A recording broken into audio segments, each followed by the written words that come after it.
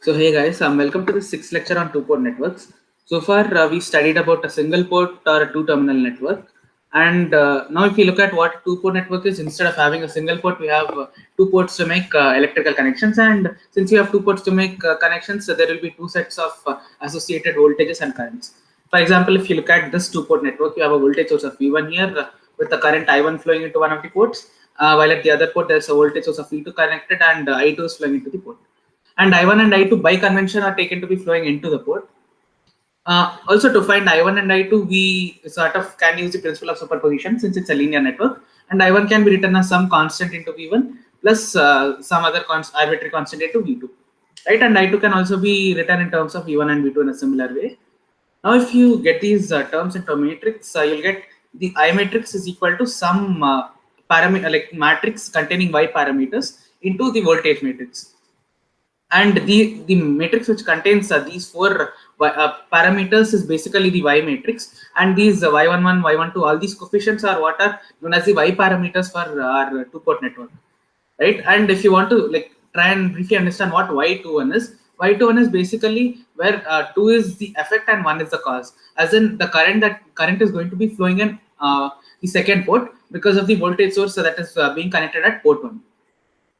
And now similarly, like we saw, we have a Y parameter. Similarly, we have what are known as the Z, H, and the G parameters also. And also, if you try and look at what Z, H, and G parameters are. Z parameter is basically the voltage matrix equals to Z matrix into the current matrix. And for the H parameters, what we can say is the matrix containing V1 and I2, that is going to be our variable matrix, is equal to the H matrix into I1 and V2. And similarly, G matrix is, you can get it directly by just inverting this H matrix. So I1 V2 will be equal to G matrix into V1 I2. And similarly, one more thing you can do is, you can make a circuit representation also. Like we saw V1 can be written as Z11 I1 plus Z12 I2. So this is as good as having a current I1 flowing here through the Z11 and also connecting another voltage source of Z12 I2. So in that sense, you can model this two-port network in this way.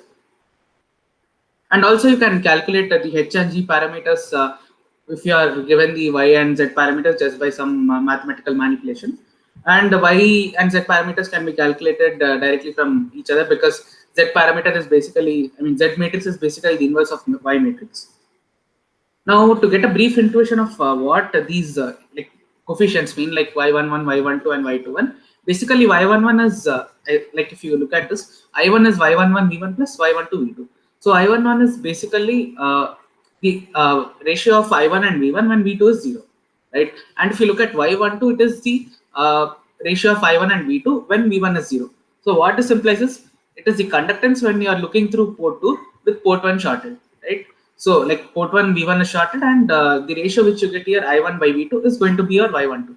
And similarly, you can try and look at what Y21 and Y22 mean too. Like Y21 is I2 by V1, while V2 is shorted. Like the current that is flowing individually because of the voltage was connected at port 1. And Y22 can be just understood as I2 by V2 when this port 1 is shorted, right? And then if you look at what unilateral two-port is, unilateral two-port is where basically either Y12 or Y21 is 0. There's only one-sided dependence, either the connection at port 1 is affecting the current that is flowing in port 2, or the connection at port 2 is affecting the current that is flowing in port 1, but there's no mutual dependence as you see. That's why it's called a unilateral two-port. And but this can be useful in some cases. And another thing that you need to make note of is whenever you have a purely resistive network, the Y and Z matrices are symmetric. So what we have is Y12 equal to Y21, and Z12 will also be equal to Z21.